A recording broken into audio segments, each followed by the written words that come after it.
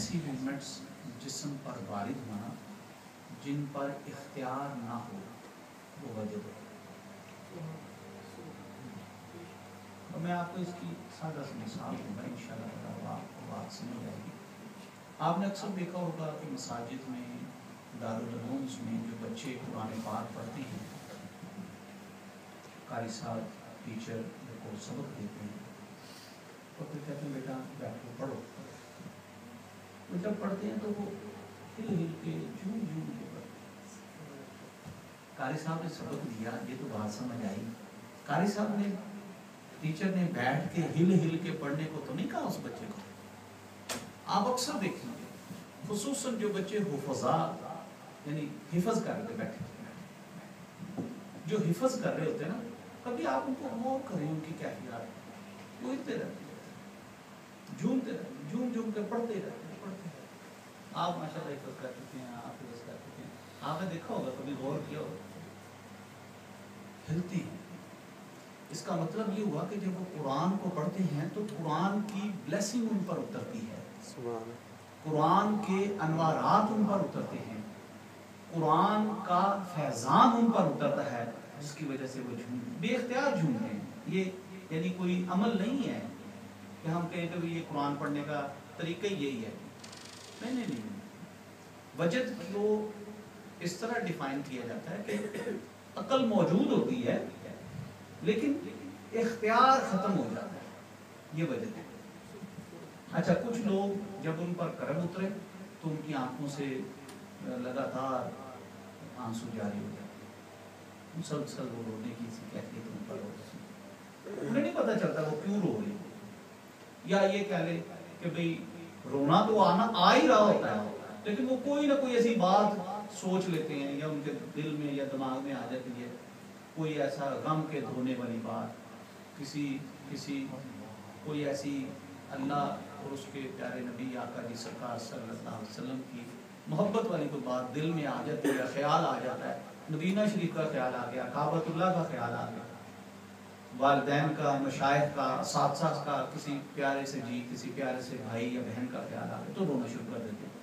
حالانکہ در حقیقت کوز وہ نہیں ہوتا یا ریزن وہ نہیں ہوتا رونے کا.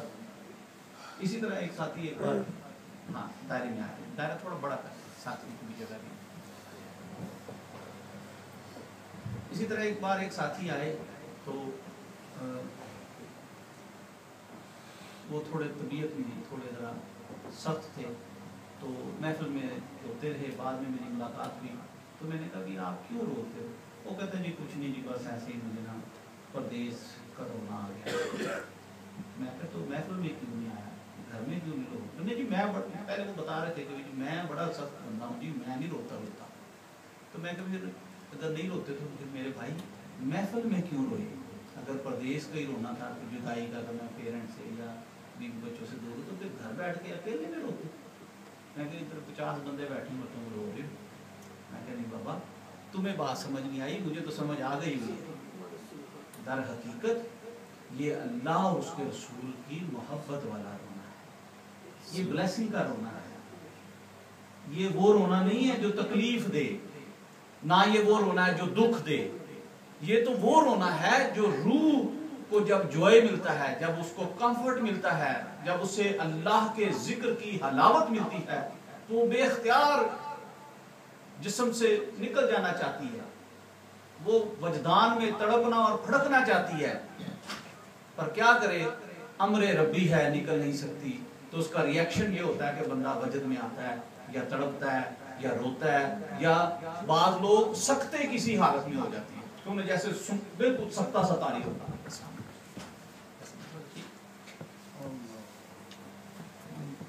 جیسے ان پر سکتے کسی حالت تاری ہو جاتی ہے کہ وہ بالکل جیسے آنکھیں فریز ہو گئی، جسم ان کا سٹیف ہو گیا، ان کا اختیار اس کے جسم پر نہیں رہا. ایک اور دلیل آپ کو مثال کے طور پر دوں گا. یہ جو مختلف واقعات سنائے جاتے ہیں نا جی، یہ تجربے سے ہر انسان بیچ صاحب آپ میں آج آپ आपको याद कर रहा था, 2-3 महफिलें हो गई। अस्सलाम वालेकुम, आप ठीक हो? माशाअल्लाह, ठीक।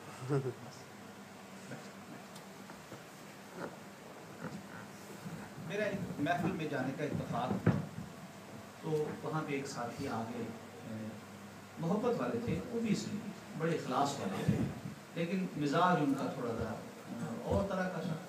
तो वो आके उन्होंने कुछ थोड़ा सख्त लफ्ज़ों का इस्तेमाल किया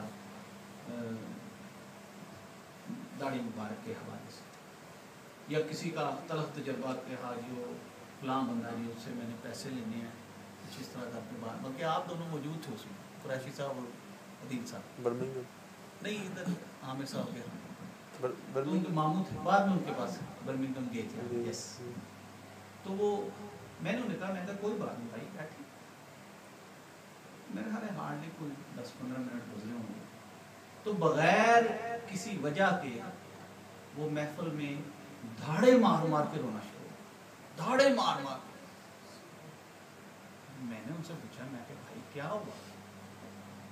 तो उनके बाद आज भी मुझे याद है, वो कहते हैं जी ये जो बुजुर्ग सोफे पे बैठे हैं ये मेरे वालिद साहब हैं, ये जो साथ बैठे हैं ये मेरे मामू हैं, ये मेरा बड़ा भाई है, ये मेरा बिनोई है, ये मेरे चचा हैं, यानी वो 10-12 कोई फैमिली मेंबर ही बैठे हुए थे, सबके रिश्ते उसने गिनाए। और बाद में कहने लगे, इनसे पूछे जरा, कभी मेरी 35 साल उम्र हो गई, कभी इन्होंने मुझे आज तक रोते हुए देखा? वो कहने लगे, सब कहने लगे जी नहीं हमने नहीं देखा। मैं कहा भाई मैंने तो ये तो नहीं पूछा कि तुम कभी रोए हो नहीं, मैंने तो ये पूछा कि तुम क्यों रो रहे हो। कहते जी यही तो दशा बताने लगा कि इन्होंने मुझे कभी रोते हुए आज तक नहीं देखा, मैं इतना सख्त मिजाज का बंदा हूँ, सख्त तबीयत का बंदा हूँ, लेकिन आज मैं क्यों रो पड़ा हूँ ये मुझे भी समझ नहीं आया। मूसलाधार धाड़े मार करके रोए, यकीन करें मैं खुद वंडर हो गया इनको क्या हो गया। आपको याद है बड़ा सख्त तबीयत, बड़े सख्त तबीयत। अच्छा उनके साथ किसी हाफिज साहब ने कुछ ज्यादती की थी, वो पहले उसका मेंशन किया जैसे मैंने बताया कि सख्त लफ्जों में, तो वो पैसों वैसों का लेन देन था, तो उन्होंने कहा जी इतनी दाढ़ी और मेरे साथ उसने ऐसे ज्यादती की। तो उनका भाई अब उनको तंज क्या करता है रोते हुए को, कहता है अच्छा अब तुम हाफिज को फिर पैसे माफ कर दोगे? यानी जल्दी पे तेल छिड़कना। भाई था ना जो उनका, कह सकता था, या उनके साथ फ्रैंकनेस थी उनकी ऐसी। अब भी मैं उनको टोक ही रहा था कि आप ऐसा ना कहें, कि उसने फौरन खुद ही हाथ खड़ा करके कहता कि हाँ जी हूं मैं माफ कर दूंगा। अल्लाह, ऐसे याद है ये बात? अल्लाह अकबर, अल्लाह। यानी जब दिल पर अल्लाह के अनवारात उतरे, जब दिल पर ब्लेसिंग उतरे तो दिल नरम हो जाता है, दिल गुदाज हो जाता है, दिल शिकस्ता हो जाता है, दिल में रहम के पहाड़ खड़े हो जाते हैं, और फिर कोई बंदा दुख नहीं देता, कोई तकलीफ नहीं देता, और किसी को माफ कर देने में, किसी को बख्श देने में बंदा 1 मिनट नहीं लगाता। ये बहुत बड़ी हकीकत है। ये अल्लाह का जिक्र हम क्यों करते हैं? ताकि दिल नरम हो। सख्त दिल में अल्लाह के अनवारात नहीं उतरते, याद रखिएगा। आपने अक्सर किताबों में पढ़ा होगा, सुना होगा ये लफ्ज कि जी फलां बंदा वो बड़ा सख्त है जी, बड़ा सख्त दिल आदमी है। जब किसी जालिम का जिक्र किया जाए तो उसे सख्त दिल कहा जाता है, जब किसी को सख्त दिल कहा जाए तो अल्टरनेटिवली उसे जालिम कहकर पुकारा जाता है। इसका मतलब ये हुआ कि जो दिल नरम होते हैं उनमें अल्लाह का हुक्म ज्यादा होता है। तो दिल नरम कैसे होते हैं? अल्लाह के जिक्र से नरम होते हैं। इन दिलों पर जो कुदूरतें चढ़ जाएं, इन दिलों पर जो स्कैल्स चढ़ जाएं, इन दिलों में जो सख्ती आ जाए, उसको अल्लाह के जिक्र से नरम करें। अल्लाह के जिक्र की महफिलों में बैठ के वजदान की हालत अपने ऊपर तारी करके इसको नरम करें।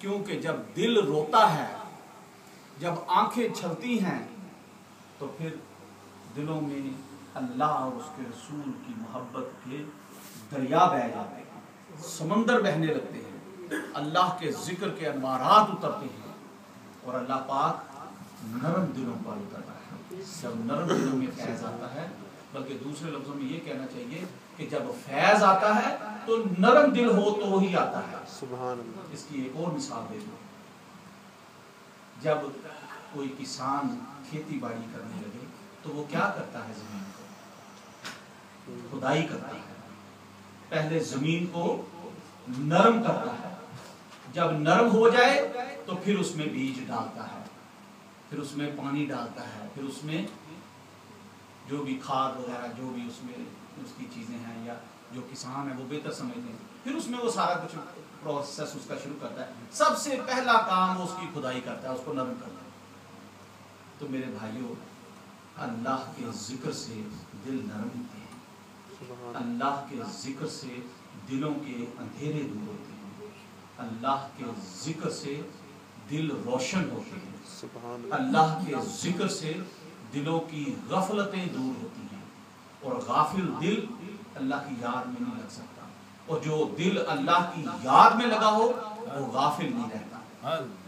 لہٰذا اللہ کا ذکر کیا کرے، اللہ کا ذکر کیا کرے کہ اللہ اپنا اطمینان آپ پر اتار دے۔ الا بذکر اللہ تطمئن القلوب۔ بے شک بہت سارے لوگ اس ریسرچ میں بھی پھنس کے رہ گئے۔ کچھ لوگ یہ کہنے لگے کہ جی نماز سے بڑا کیا ذکر ہے۔ ٹھیک ہے بھائی، نماز بھی ذکر ہے، ہم کب انکار کرتے ہیں، لیکن نماز فرض ہے اور ذکر فرض نہیں ہے، وہ تو نفلی عبادت ہے، بلکہ نفلی عبادات میں بھی سب سے افضل ہے۔ کچھ لوگ اس ریسرچ میں پھنس گئے کہ نہیں جی نہیں، قرآن اللہ کا ذکر ہے۔ ہاں جی، ہم کب کہتے ہیں کہ قرآن اللہ کا ذکر نہیں ہے، بلکہ قرآن اللہ کے ذکر سے بڑھ کے اللہ کا کلام ہے،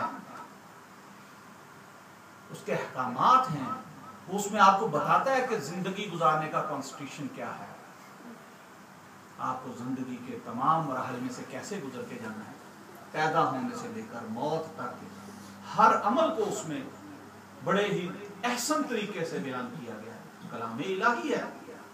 کچھ لوگ کہتے ہیں جی حج ہے جی، وہ اللہ کا ذکر ہو سکتا ہے کہ بندہ جا کے ادھر اللہ کو بڑا یاد کرتا ہے، اچھی بات ہے، پر حج فرض ہے میرے بھائی۔ ہم تو اللہ کے ذکر کی بات کر رہے ہیں۔ کون سے ذکر کی بات کر رہے ہیں؟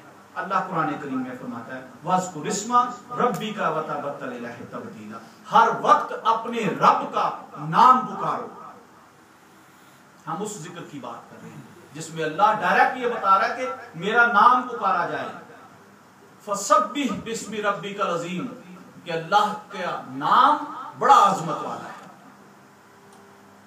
کیوں بھائی اللہ بار بار اپنے ذکر کی بات اپنے نام کے ساتھ کیوں جوڑ دیتا ہے؟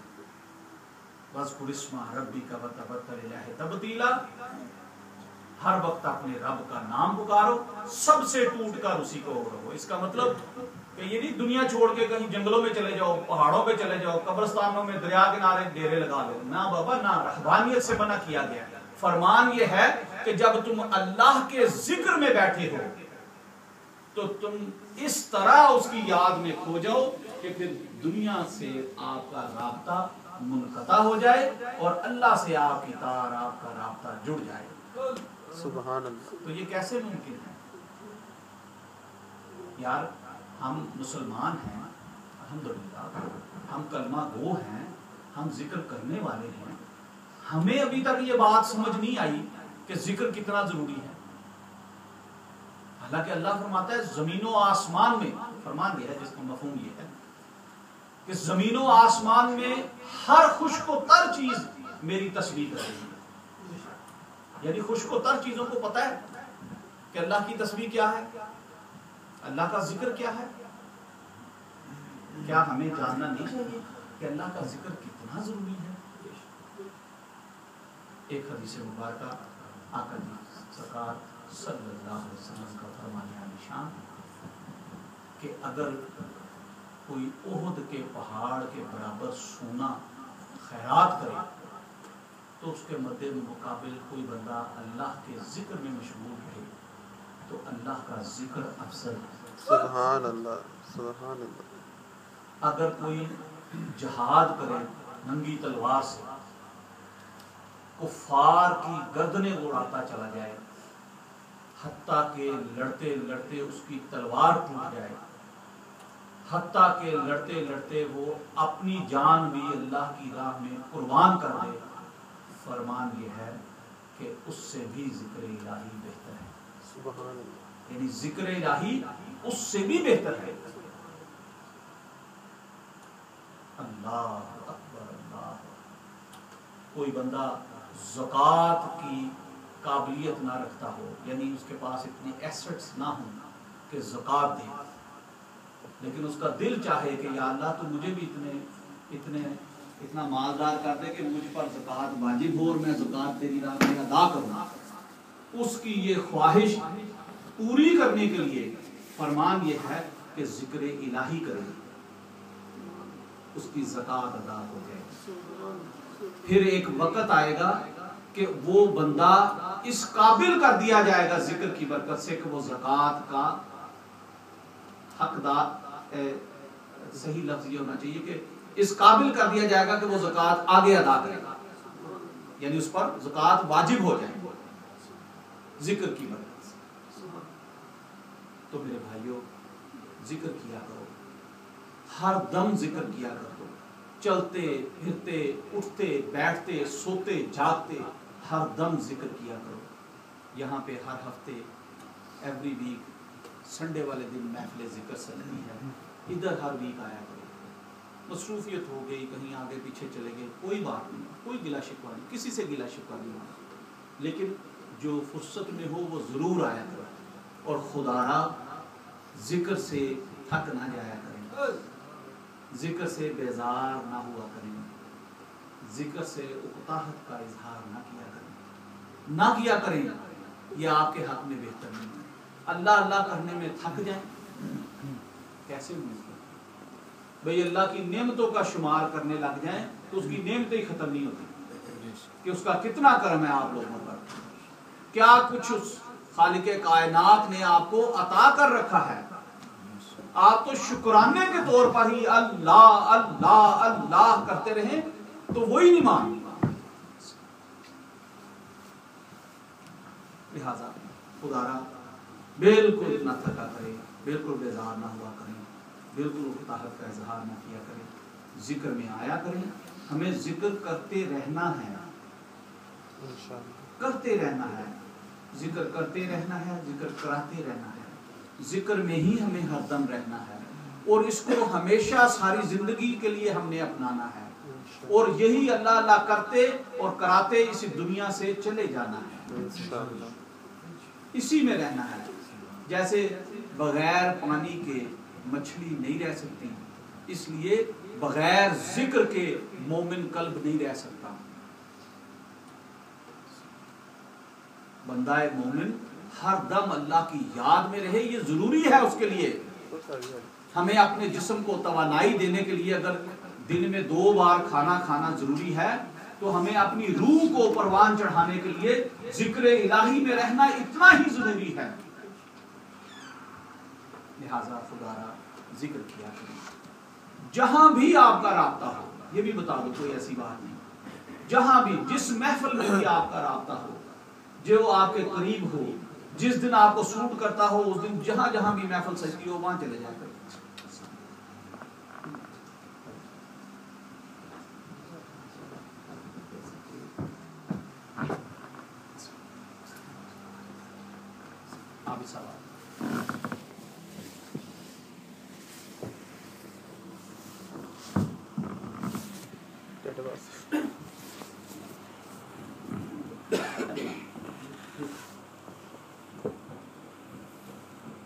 اگر کسی کو سیٹرڈے والے دن فرصت ہو تو وہ عابد صاحب کے ہاں محفل ہوتی ہے، وہاں چلے جائے. منڈے والے دن فرصت ہو تو حضرت مشتاق صاحب کے ہاں محفل ہوتی ہے، وہاں چلے جائے. سنڈے والے دن ہے ادھر آ جائے. وینسڈے والے دن ہمارے بھائی صوفی سہیل صاحب مل ہل میں محفل کراتے ہیں، وہاں چلے جائے. سنڈے والے دن ہی پیٹربرا میں بھی محفل ہوتی ہے، اگر وہاں کہیں قریب ہو یا ادھر گئے ہوں، سنڈے کا دن ہو ادھر نہ آ سکتے تو ادھر چلے جائیں. لہٰذا محفل میں ضرور جایا کریں. اچھا ایک اور بات، بعض ساتھی سوچتے شاید سلسلہ نقشبندیہ مجددیہ سیفیہ کا ہی ذکر ہوگا تو میں جاؤں گا، اور کوئی ذکر ہو رہا ہو، کوئی اور پیر صاحب آئیں تو میں نے نہیں جانا. वो नहीं होगा, नहीं, ऐसा भी कोई बात नहीं।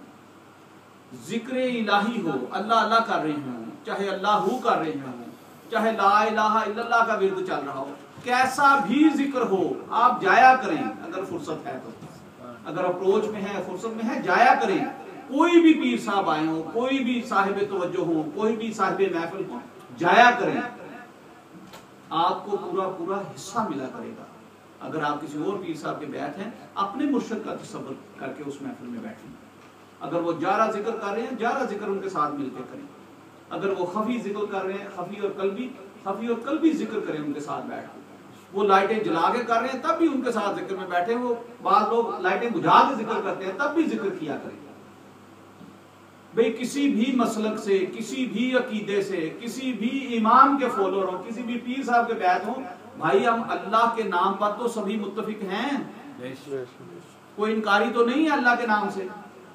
तो फिर भाई अल्लाह अल्लाह करना है, कहीं भी हो यार, जहां मौका मिले अल्लाह अल्लाह करें।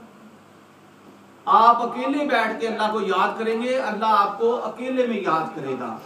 आप अल्लाह को महफिल में, इज्तिमा में, मजलिस में, हल्के में बैठ के याद करेंगे, अल्लाह पाक इससे बेहतर महफिल सजा के, इससे बेहतर हल्का सजा के उस हल्के में आपको याद करेगा। ये मैं नहीं कहता, ये कुरान में अल्लाह खुद फरमाता है, फज़कुरूनी अज़कुरकुम, तुम मुझे याद करो मैं तुम्हें याद करूंगा।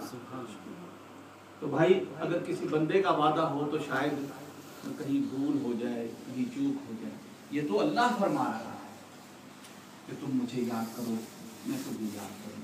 कितना बड़ा है, कितनी बड़ी नेकी है। हम मखलूक हैं, हम अगर अल्लाह को याद करें तो बात समझ आती है कि हाँ भाई वो अल्लाह इस काबिल है कि उसका जिक्र किया जाए, वो इस शान के लायक है कि उसका जिक्र किया जाए। वो अल्लाह हो के हमें याद करे, अल्लाह अकबर, अल्लाह अकबर। कैसा मामला होगा कि आप अपने खालिक और मालिक को याद करें और वो आपको याद करें। अल्लाह पाक आपको, मुझे, हम सबको जिक्र और फिक्र करने की तौफीक अता फरमाए। आखिर दवाना अल्हम्दुलिल्लाह रब्बिल आलमीन। अगर कोई साथी, कोई साहब